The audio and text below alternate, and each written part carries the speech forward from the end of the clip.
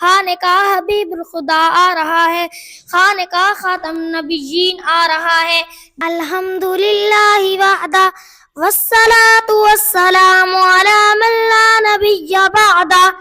اما بعد فاعوذ باللہ من الشیطان الرجیم،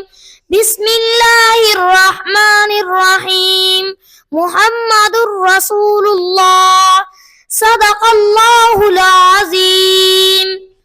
خوب نام محمد ہے مومنو،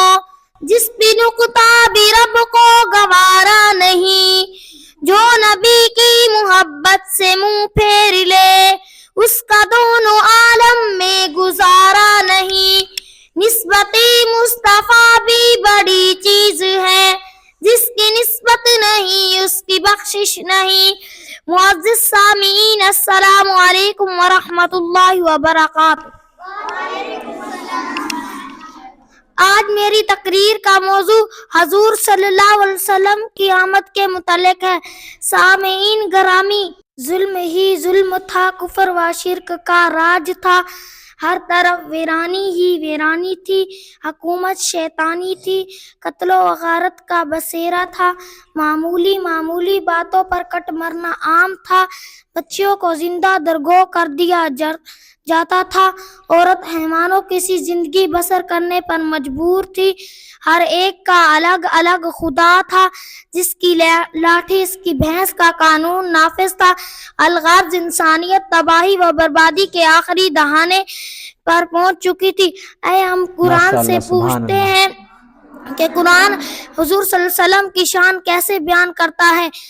الف نے کہا اللہ کا رسول آ رہا ہے، با نے کہا بانی اسلام آ رہا ہے، تا نے کہا تاجدار مدینہ آ رہا ہے، سا نے کہا ثروت والا آ رہا ہے، جیم نے کہا جلیل القدر آ رہا ہے، ہا نے کہا حبیب الخدا آ رہا ہے، خا نے کہا خاتم النبیین آ رہا ہے، دال نے کہا دونوں جہانوں کا والی آ رہا ہے، زال نے کہا ذالک الکتاب کہنے والا آ رہا ہے، را نے کہا رحمت للعالمین آ رہا ہے،